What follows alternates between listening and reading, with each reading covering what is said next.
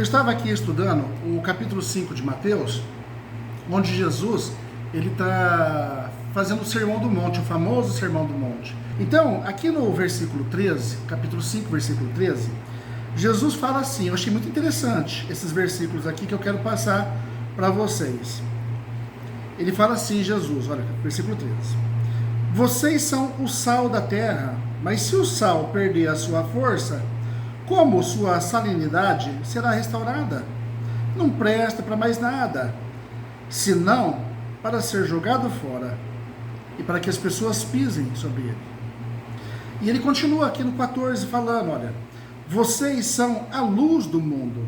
Não se pode esconder uma cidade situada no monte. E aqui no 15 ele fala, as pessoas acendem uma lâmpada e a colocam não debaixo de um cesto, mas num lugar alto na casa, para que brilhe sobre toda a casa e sobre todas as pessoas que estão na casa.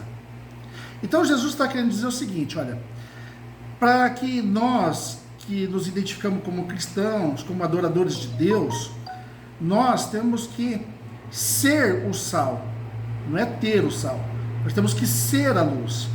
Que a questão da luz aqui, quando ele fala de uma cidade situada no monte, de longe, à noite, você vê as luzes acesas da cidade, não vê? E também está falando que a tua luz tem que aparecer para outras pessoas, a nossa luz tem que aparecer a outras pessoas de longe, as pessoas têm que ver a nossa luz. E ele continua falando, a gente não deve esconder a nossa luz debaixo de um cesto, porque ela não vai se prestar para nada. A gente tem que colocar no lugar que possa iluminar outras pessoas também. E o resultado disso, pessoal, se a gente viver aquilo que a gente aprende sobre Deus. Porque é diferente de uma pessoa que vai de repente a uma igreja, mas não pratica aquilo que ela aprende. Não pratica as leis de Deus. Então, ela não é luz, ela tem a luz, porque ela tem a palavra, ela tem o conhecimento da palavra. Mas ela não é luz, porque ela não coloca em prática. Então, para que nós sejamos luz, nós temos que fazer aquilo que a gente sabe que tem que ser feito. Ou seja, cumprir as leis de Deus na nossa vida. Nós temos que executar, e não só falar a outras pessoas.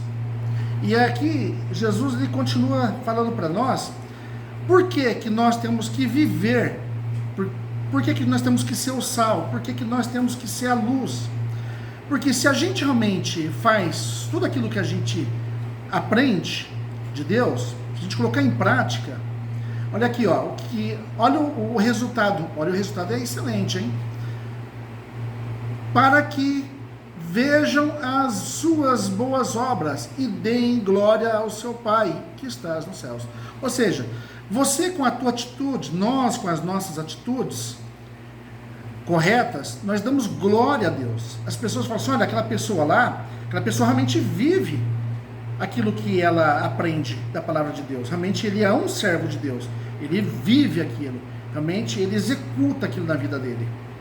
É diferente daquela pessoa que só tem conhecimento, mas não coloca em prática. Então, se nós vivermos aquilo que Deus nos pede, nós estaremos dando glória a Deus. Olha que legal, olha que bacana. Olha que honra, pessoal. Nós estaremos dando glória a Deus, não com palavras, mas com atitudes.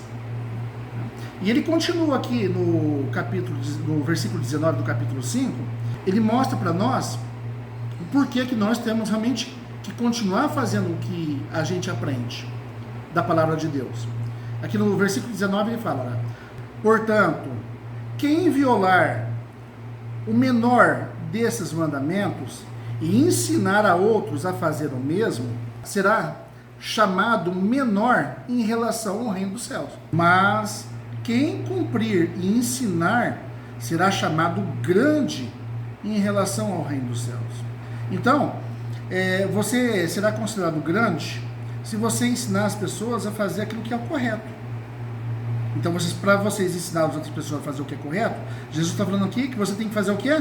Você tem que fazer. Você tem que colocar em prática as coisas boas de Deus. Nós temos que dar o exemplo. Tá?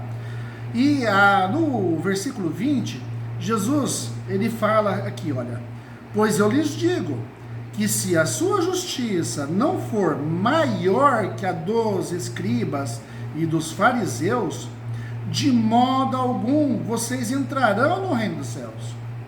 Aqui Jesus está falando o seguinte, está dando um exemplo para nós, dos escribas e dos fariseus. Quem eram os escribas? Quem eram os fariseus? Escribas e fariseus eram pessoas daquela época que viviam dentro do templo. As pessoas achavam que eram pessoas assim acima de qualquer suspeita. Eram pessoas exemplares, mas na verdade, Jesus Cristo várias vezes chamou eles de hipócritas, pois eles pregavam uma coisa, ou seja, falavam uma coisa, mas no seu íntimo fazia outra totalmente diferente. Até certa vez, Jesus falou para eles: vocês são hipócritas, vocês são túmulos caiados. Por fora vocês são lindo, branco, mas por dentro vocês estão cheios de mortos. Vocês não entram no reino dos céus e nem deixam outros entrarem. Por quê? Porque as pessoas seguiam os exemplos deles. E os exemplos deles eram péssimos. Então, aqui Jesus está falando: olha, você tem que, nós cristãos, nós tementes a Deus, nós temos de viver de acordo com a palavra de Deus. Não adianta a gente falar uma coisa e fazer outra. Aqui Jesus chamou os fariseus e os escribas de hipócritas, porque hipócrita é como se fossem atores de novela, né? Eles, na novela você vê, ele faz um papel, mas fora da novela faz totalmente diferente, é outra coisa. E aqui os escribas faziam isso.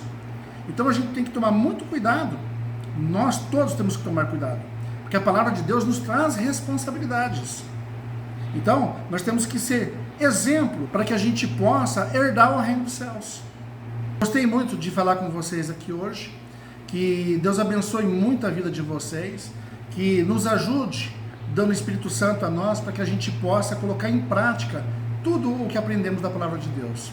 Que Deus abençoe muito a vida de vocês, até o próximo vídeo.